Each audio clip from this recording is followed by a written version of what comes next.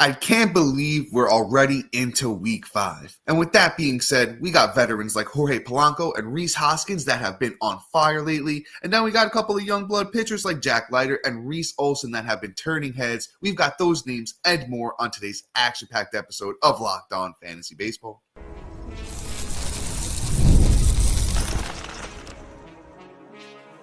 You are Locked On Fantasy Baseball, your daily fantasy baseball podcast. Part of the Locked On Podcast Network, your team every day. Hello, fantasy baseball fanatics, and welcome to the Locked On Fantasy Baseball podcast, brought to you by the Locked On Podcast Network, your team every day. As always, we're your number one source of fantasy baseball knowledge, and thank you for making us your first listen each and every day. I'm your host, Dominic Martino. You can find me on Twitter at DomMartinoFB. Here, as always, with my brother, my co-host, my partner in crime, Matthew Ane, and you can find him on Twitter at Matthew_Ane. If you're watching on YouTube and you haven't already, hit that little bell below. It's subscribe channel and give you a notification every time we drop a new episode. Or if you're listening on the audio side of things on a platform like Apple or Spotify that allows 5-star ratings and reviews, we would truly appreciate it if you could do that for us as well. And lastly, but most importantly to Matt and I and you guys this time of year, give us a chance on the Subtext platform. Through Subtext, it's an in-depth personalized experience where you're going to get text messaging alerts right to your phone, offering so much more than we can in these 30-minute episodes. And when we're doing these waiver wire ranking episodes, we're going to give you a full-blown rankings on how to prioritize these guys as you're picking them up, and a little bit more detail than we can give in these episodes. And then you're gonna get our infamous prospect call-up notifications, where when guys like Andrew Painter, Roman Anthony, Marcelo Mayer, and the rest of them boys get the call-ups, you're going to get that notification right to your phone quicker than anywhere else in the industry. So give us a chance on Subtext. The link is in the bio if you're listening, watching, or it's available on any of our social media platforms. And guys, did you know that your Fire TV is also an Xbox? Turn any TV into your gaming and entertainment hub with the Fire Stick 4K devices. No console required. Head to Amazon.com/Fire TV Locked On to get started. Xbox, Game Pass, Ultimate subscription, and compatible controller are required. And all right, Matt, I said it at the top, week 5. It's crazy that we're already here. A month is in the books pretty much at this point. And, I said we got some good names, man. Some people that we didn't think were going to be performing this good. A couple of young bloods starting to live up to the hype. And, Matt, which direction are we going first today, my brother? We are going with Mr. Jorge Polanco up at the top here. Dude's having a monster week. I don't know if this is really going to last or, what the long-term, outlook looks for him. He's been good in the past, obviously, but he's older. And it's just a matter of, okay, is this just a, ride the wave thing, or is there some future value? I'm going to lean more on the, let's just stream him until he pretty much falls off a cliff. And then when he starts getting hot again, you add him again. So far the week, he has 5 runs, 4 bombs, 6 ribs, batting .385 on the week. He's looking real good. Second and third base eligibility, 29% owned. Like, I'm digging what he's doing. Under the hood looks good too. X-WOBA is sitting at 434. X-batting average is sitting at 355. X-slug at 629. Average exit velocity is sitting at 91.2 miles an hour. He's, barreling 17.2% of the time, creating hard contact over 50% of the time. Everything just looks good. In points leagues, you're getting crushed a little bit because he's striking out a little bit more than we'd like. He's not really walking.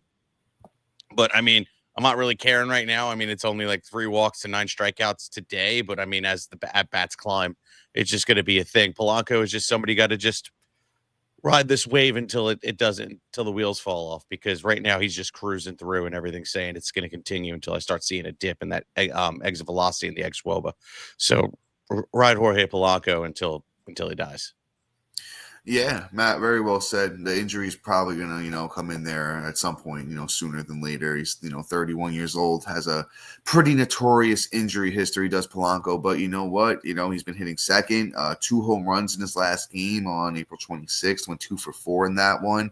The guy's been really, really good. Matt, you broke him down well. I think while he's on this heater, he should be way, way higher than 29% owned.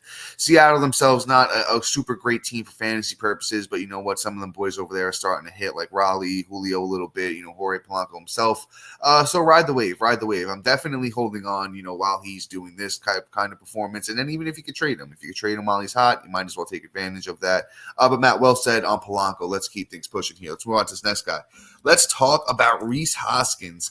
Man, I feel like this is about like 5 years ago. It feels like, like a 2019, 2018 type of situation with Hoskins and Polanco on the show today. Hey, but you know what? They've both been performing well. Hoskins on those Brewers now, 36% owned on Yahoo. He has 6 runs, 3 homers, 12 RBIs, a steal, 299 batting average through his first 77 at-bats here in 2025. And he's been good. He's been really good of late. He's been moving around in that lineup. He's been hitting 4th, 5th, 6th. I like that over there for the Brewers. Back on April 20th, he had a 3-for-5 game with a homer, 4 RBIs and a steal. Has 2 multi-hit games on April 24th and 25th. So, he's been on a heater. First base has been interesting so far. We know we've had some underperformers like, the Pasquantinos and the Casases, and we've dealt with a little bit of injury at the position as well. So, you know what? You can go out there, grab yourself Reese Hoskins, who's available over 60% of leagues. So go out there and snag him now and ride the wave with him. Kind of a similar of a Polanco situation. Injury might pop up, but you know what? While he's out there, I think he's going to perform pretty well, and we might even see that nice little power surge coming here from Reese Hoskins. Yeah, I mean, Reese Hoskins always has the upside. Like, hey, you can kind of go off at any point in time, just due to the fact that he has an explosive bat. He just, isn't going to be the most consistent when it comes to batting average and such. But hey, while he's hot, I'm going to ride it. And if we're going to catch it at the beginning of this, like, let's do that, because then you're going to buy in. It always sucks to buy into the players like Jorge Polanco that are already in the middle of a heater, and you might only, by the time you add him, he already might be on the downward climb. Like, it's nice to get out in front of things. So, like, it's good. Well said, Dom. But let's move on. Let's talk about Jordan Beck of the Colorado Rockies. So he's not somebody I'm buying into for long-term at all. But this last week has just been monstrous. 6 runs, 5 bombs, 5 ribs, a stolen base, batting 368. Like, he's just going off, but most of his stats are pretty much this week. And it is what it is. He's had 43 at-bats, and he's just doing his thing. Now he's at home also all this week too, which also is a good plus. He's playing against Cincy, he's playing against Atlanta.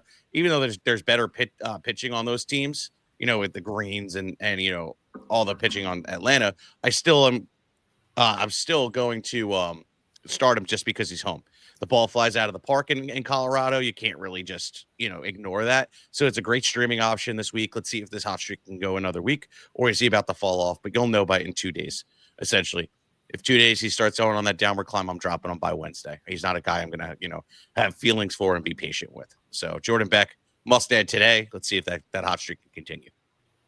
Yeah, he's an interesting young player here with Beck. I don't know if I think I might give him a little bit longer of a leash, especially like you said, all the games are at home this week. I might at least ride the whole week out and kind of see, how he performs, against who they got there. Atlanta looks like and Cincy. Not sure.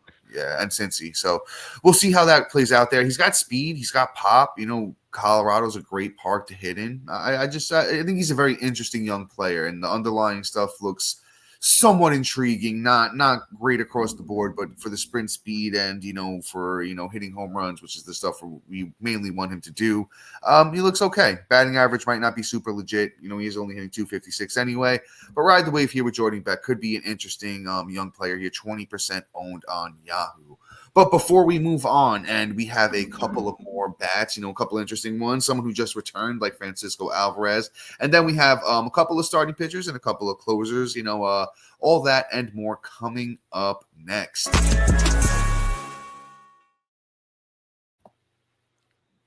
And okay, the NBA playoffs are almost here, and FanDuel is giving new customers an incredible way to get in on the action. And actually, NBA playoffs are already here, and they're on their way, and they're awesome. Right now, when you join FanDuel, you can place your first $5 bet, and you'll get $250 in bonus bets if your first bet wins. I love how FanDuel makes betting so easy, whether it's picking my favorite team or diving into a player prop. From 3-pointers, steals, and assists, FanDuel has so many ways to just bet on your favorite player props. Plus, after game tips off, you can even combine your live prop bets into same game parlay for a chance to win big money. Don't miss out. And Head to FanDuel.com and claim your $250 when your first $5 bet wins today. And guys, look, this series between the Nuggets has just been absolutely bonkers. ball keeps going back and forth. There's a lot of player prop action you can get up in there. So honestly, just take a look at what's available, and I guarantee you're going to hit because just so many guys are performing in that matchup right now. So go to FanDuel today. And all right, we mentioned it at the top, and we're going to mention it here. Join us on Subtext. Get ahead of your competition, and straight up just become a member of the Diamond Club. You're not going to regret it. It's one of those things where, hey, I have questions. Hey, I need to. Should I do this trade? Hey, this guy got called up. Thank God I'm ahead of everybody. All these things and more that we're giving you that we just can't offer in just in this 30 minutes. So check us out on there. Links in the description below. You get a free 2 weeks. But let's get back into it. We talked about Jordan Beck. Now we got a catcher here that we mentioned last week, and that we weren't sure what to do with him. But Francisco Alvarez of the New York Mets, I think it now needs to be in discussion of whether he's a must-add or not, and what's the long-term outlook for Alvarez. And I'm going to tell you right now, it's about still a 50-50 in terms of that, but the ownership percentage sitting at 32%, it makes it enticing. Hit a bomb last week. This past week, going 2 for 8, batting 250. It could be the start of something. He has a lot of pop in that bat. It's just a matter of, can we bring it all together? I don't think the batting average will ever be higher than 250, but it's okay as long as the power's coming out of my catcher position. The Mets are on an upward swing. I think once Juan Soto really kicks it in the gear, and follows in suit with Francisco Lindor, that Alvarez is going to benefit deeply. So I'm trying to add him right now just based off of that, especially if you have an underperforming top-end talent that hasn't kicked it into gear yet either. He's a great little substitute to just kind of hold off until your higher-end catcher kind of comes in. So I'm adding Lindor, Alvarez everywhere to 32%. You just can't pass on the upside right now. Yeah, Matt, very well said. The first 2 games, he's looked intriguing so far. They've got him hitting 7th in that lineup. Could be a decent spot for some RBIs. I just I don't like what Alvarez did last year. He kind of, went for, hey, I'm going to hit for a little bit more batting average and less power. I want him to go back the other way, for fantasy purposes anyway, right? Would love to see more of what he did in like the 2023 type season where it was 123 games, 25 bombs, 63 RBIs. He had 209. You could take, you usually could take a little bit more of, the lack in the batting average in, the catcher position because they're not playing as much. So it's not going to really, kill you as, somebody who's playing every single day. So you really want to see the power from Alvarez. He already has a bomb here, through the first 2 games, as Matt mentioned, 32% owned on Yahoo. I'm picking him up where I can, especially in 2 catcher leagues if he is still available in those formats, right? Let's move on to this next guy, though. Let's, last bat here. Let's talk about some Austin Hayes. Honestly, still only 37% owned. He's been rocking and rolling, honestly, pretty much all year long. Well, at least since April 15th when he's, been back here. But, 2 for 4 in his last game here on April 26th against the Rockies in Colorado, 2 home runs. Back on April 20th, 4 for 6, 4 runs and an RBI on the season. Austin Hayes, 11 games, 386 batting average, 12 runs, 5 homers, 11 RBIs, and a steal. If I remember correctly, he had a pretty good spring training too before he got hurt. It could be interesting here with Austin Hayes. He's been around a while. Kind of like a scrappy skill set, a little bit of power, not really too much speed, but he could chip in and steal every now and then. He's a career 264 batting average guy, and it could work out for him here in Cincinnati. At least in 5 outfielder leagues and alone leagues, he might be out there in a couple of those. In your shallower leagues, your 10s and anything shallower than that, probably not adding him, just maybe watch list for now. Hey, but your deep 12s where you got, a deep bench and you're kind of just looking for somebody that can give you something right now, hitting 4th in a team with Ellie De La Cruz and the rest of them boys that, Noelvi Marte, a lot of them guys playing good right now. I throw a flyer. I throw a flyer at a guy like Austin Hayes right now, kind of just see where the wind takes you with him. Yeah, I mean, everything you said is valid, right? Like the fact that he's hitting in Great American Hitter Park is definitely intriguing as well because he does hit the ball really hard and consistently. It's just all the peripheral stuff that just isn't wonderful for him. There is some upside to be played. I'm definitely when, there's a streak where he's all home games and he's starting to look like he's, about to hit a heater, yell at him. I just don't know if I'm going to do it. Yes, deeper leagues. I don't even know about 12-man leagues. I'm thinking more like 14, 15-man leagues is where like he's a must add. Other than that, again, he's more of a streaming candidate. You ride the hot hand until it kind of just goes. But let's switch over to some pitching. I'm really excited that, this next guy's coming back off the IL today as we record. Jack Leiter of the Texas Rangers, returning Sunday. That's when we're recording. He is somebody that needs to be added. If he's not added in your league, it's atrocious. 59% owned as of Saturday. I think after the start today, he'll probably cross that 60 mark. He started off like a bat out of hell. First two starts against Boston and Cincy, at Cincy as well in Great American Hitter Park. Still went 5 deep, got the wins in both games, 6 and 4 Ks in the two matchups. One earned run in against Boston to open up the game season, and then against Cincy, no earned runs. Not really walking guys. Everything's looking really great, and everything's supporting it too, like under the hood. Great movement on all his pitches except his off speed, but it's fine. His xERA sitting at 194. His batting average is 213. Fastball velocity sitting at 97.4 miles an hour, so he can lean on that fastball wonderfully. Not giving up hard contact at all because 84 miles an hour is the average exit velocity against him. Creating a whiff 30% of the time and striking out guys 27% of the time. Not really walking guys, like I said. Depleting hard hit contact at all, only at 20%, and he's producing a lot of ground balls. So even if they are making that contact, it's falling in right into the grass, which is all wonderful. And he's got a great arsenal. Look, I feel like I'm talking preseason here, but this kid just has it all. 4-seam fastball, slider, sinker, changeup, curveball. All of them are really cool and really good. And he really leans on his sinker to put guys away. He's doing that at a 40% rip so far. I love this dude. I think he's going to be one of those guys that if you get today, he's going to still be on your roster when you win the championship at the end of the year because he is going to be a rotation difference maker. So add Leiter now. Yeah, Matt, very, very well said. Great breakdown there on the young Jack Leiter. And guess what? Even if you miss his start, today, or you missed his start on Sunday as we recorded this, his next start against Seattle, that's May 2nd. That's not a bad, spot for him to go out there and, start against that team who we mentioned. Only about 3-4 hitters on that team really doing too much over there anyway. So I think Jack Leiter could be in for a couple of good starts here as he returns from the injured list. And then if you're not really familiar with Jack Leiter, former big time prospect, came out of Vanderbilt. His dad, Al Leiter, former All-Star in the MLB, great pitcher. And it could really just it really could be, a big thing here for Leiter. Matt mentioned the great stuff. He was, a very high-end prospect, and it could be the takeoff. My saying, progression is always linear. He's 25 years old. Took him a little bit to figure it out. Seems like he's finally figured it out. Probably my favorite, player, actually, that we're talking about today almost. But if you really want that info, join us on Subtext, and you'll find that out there. All right, but let's keep things pushing here. Let's talk about this next guy who I actually do like a lot as well. It's Reese Olson, right? Had a really tough go of it to start the year. Plays for those Detroit Tigers, if you're not familiar. First 3 starts were pretty rough, even though he did mix in one on the 5th of April, 6-inning start against the White Sox, where only gave up 2 runs, but had a lot of runners on base.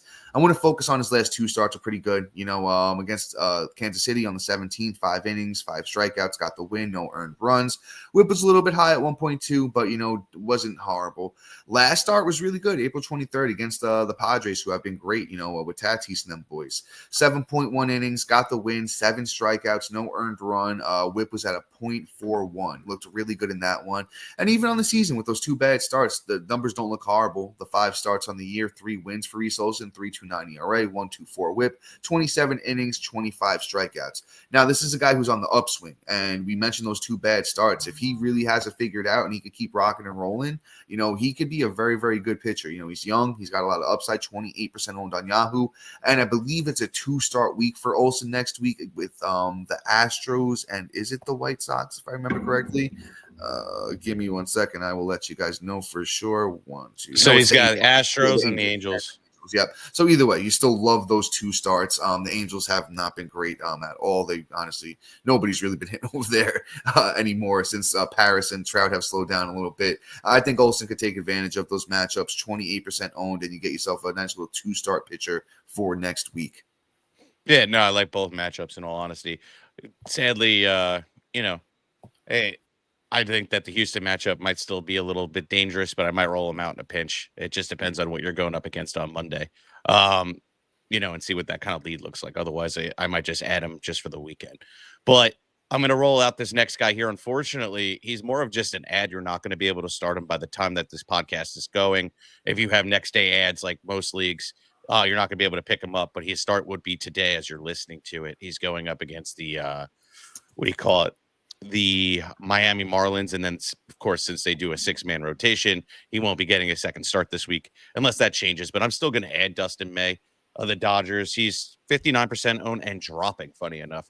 He's about 8% less owned than he was the day before. He had one bad start, and now everybody's ready to give up on the kid. It's really kind of comical. But he's still a great talent, somebody that I'm definitely want on my team. So I'm going to add him and just, pretty much stash him for the next week.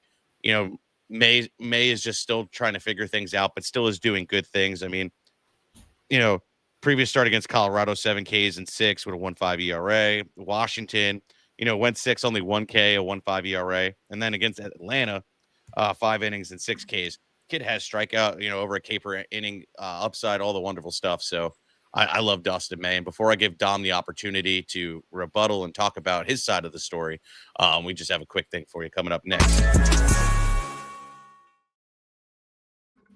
And all right, folks, there's nothing better than catching an MLB game live. The crack of the bat, the roar of the crowd, and the smell of the ballpark food, it doesn't get better, And if you're looking to go last minute,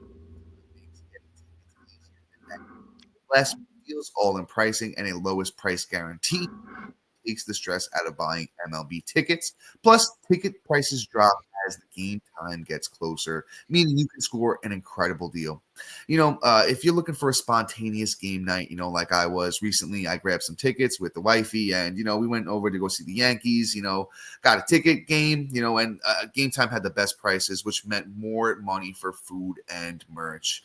And with this makes finding feel effortless. It filters out the fluff and highlights the top discounts in the whole stadium. And another amazing feature that's always one of my favorites: the seat view before you buy. You can preview the exact purchase, no bad surprises when you get to the stadium. It makes it super easy. So take the guesswork out of buying tickets with Game Time. Download the Game Time app, create an account, and use the code LOCKEDONMLB for $20 off your first purchase. Terms apply. Again, create an account and redeem the code LOCKEDONMLB for $20 Game Time today. And the lowest price is always guaranteed. And all right, Matt, let's jump into this here. And Dustin May, my boy, my buddy, was telling all of you to draft. I got him in a couple leagues myself. He's been solid. He's been solid, as Matt mentioned. He's been pretty good. It looks like his next start might come against Miami again after the start, today as we're recording this. So listen, Miami's a good team to go pitch against, and this one looks like it's going to come in Miami as well. So go out there, grab Dustin May while you can. Let's not overreact to one bad start out of 4 on the season so far. I don't understand why May is only 59% owned. If it's injury precaution, I mean, listen, not any of these pitchers can get hurt. We've seen already multiple good pitchers get hurt. So definitely not avoiding May. If he's out there in your leagues, probably one of the better names to pick up. And listen, guys, I will say this. There's very few far weeks in between where we're going to have pitchers like Leiter, Olson, and May out there. If you can afford to grab all 3 of them, I might even well do that in leagues where you're looking for starting pitching. If your pitching's been banged up, if you lost Strider, went down over the past week or so. Those are 3 great names. Once again, Jack Leiter of the Texas Rangers, Reese Olson, Detroit, and Dustin May, Los Angeles Dodgers. But let's move into some closers, Matt. Let's talk a little bit of closers. Let's talk about Will Vest of the Detroit Tigers as well. Interesting little player here. It looks like he's been getting some saves, over there. A lot of saves of late. He's got their last 3 saves, it looks like. And looks like he's not, faltering here from that job. It's 12 appearances so far in the season for Vest. He's got a win, 3 saves, an 0.75 ERA, an 0.58 WHIP, and 12 innings pitched and 14 strikeouts. He's been pretty good. I'll be honest with you, I'm not super familiar with him. I know he's been around for a couple years at this point, but it looks like he seems like the favorite in Detroit right now to grab saves. I'll go out there and say just, grab him everywhere right now. It seems like, there's no reason not to. Tommy Kahnle seems to be his only competition over there. And like I said, he's been getting all the saves. There's not really too much to add. 16% owned. I'd grab Will Vest wherever I can, wherever I need a closer. Yeah, no, great take, honestly. I have really nothing really to add other than, I can confirm what you said. I do want to move on though. First I got to open this up before I even say we were wrong on Friday to say drop this guy, and now he's an ad because we didn't foresee this happening. David Bednar of the Pittsburgh Pirates. At first I was like, okay, Santana just has to pretty much lose the job. It's pretty much his job to lose, and he's been great. But apparently the Pittsburgh Pirates don't do things that make sense. Instead, they're going to give him a shot again, even though he's looked better. Bednar just, I think last year kind of really turned me off, and I didn't think that they were going to give him another shot. But Pittsburgh does stupid things, and Pittsburgh is Pittsburgh. So God bless them. But I'm going to add him while he has the job, essentially. Hey, he's looked good, hasn't given up a run yet, and got the save the other day. Now they're moving Santana into the 8th, and it's just it is what it is. So they're going to use him as a setup man and use Bednar now as the closer. It is what it is. I'm not really letting go of either. So like at this point, I'm going to probably hold both, and I'm just going to see who ends up with the job. Who knows? Maybe this is a committee situation, and neither of them are valuable. So it's a developing situation. But right now, I'm adding him everywhere.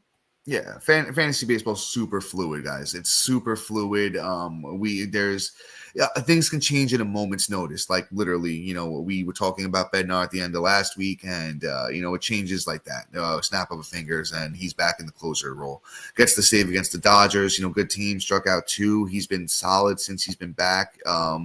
Add him everywhere for now, and see where the thing goes. If you're a Dennis Santana owner, if Bednar's available, you definitely want to do that move. If you're a Santana owner and Bednar has gotten scooped up on you, hold Santana. But if Bednar gets the next 2 or 3 saves, I think it's going to be safe to move on from Santana in non-hold type of leagues. Matt, we got a little bit of extra time here. Is there anybody else that you had on the top of your mind that you want to talk about as I look over here myself and see if there's anyone I would like to talk about? Actually, I got a name. He almost episode for me. Hasn't been super great, but he's been interesting. Sal Frelick of the Milwaukee Brewers. He's been interesting. 7 steals on the season, 303 batting average through 28 games played. Doesn't have a lot of pop. He's going to be mainly a runs and steals kind of guy. He's going to contribute some batting average as well. He was a former pretty high-end prospect. We talking back 3-4 years ago. He's been hitting 5th for those Brewers of late. 38% owned on Yahoo. 5 outfielder leagues or NL onlys. If he's out there in those type of situations, I'd go out there and give him a look. Leagues where you need some, if you need steals, runs, or batting average, he's going to help you in all 3 of those categories so far this year. I'd go out there and grab him where I can. Yeah, that's a great point. Great guy to bring up. Honestly, sorry, I was actually just adding Bednar. So that's my bad. You're good. But there is somebody I want to say add to. I've actually been trying to grab him in every league that I humanly can. And that is Eury Perez. I know this isn't the stash episode, but I want to give an update on it since we're out here talking about it. He's still 25% owned, and he'll probably be on Tuesday's episode too. So this is hey, if you're still here. Yeah. Yuri is killing it right now. He's actually progressing much faster. We didn't think that he was going to get a rehab start until next month. No, now it's starting here, and he's probably due back by the end of the month. And I'm excited. I think maybe the last week of May is when we're going to see Eury Perez. It's time to stash him now. That 25% is going to shoot up. So I'm going to give everybody, if you're still here listening, you're going to get that little edge on tomorrow's episode. Yeah, for sure, guys. Eury Perez, definitely. I'm not going to go too far into it, but with that rehab start right around the corner, we could see him back, could maybe be 5 starts or so down there, depending on how he progresses. But Eury Perez could be a huge asset as far as, starting pitcher goes. We've been losing starting pitchers left and right. Guys been getting, hit left and right. So we definitely could always use another starting pitcher out there for sure.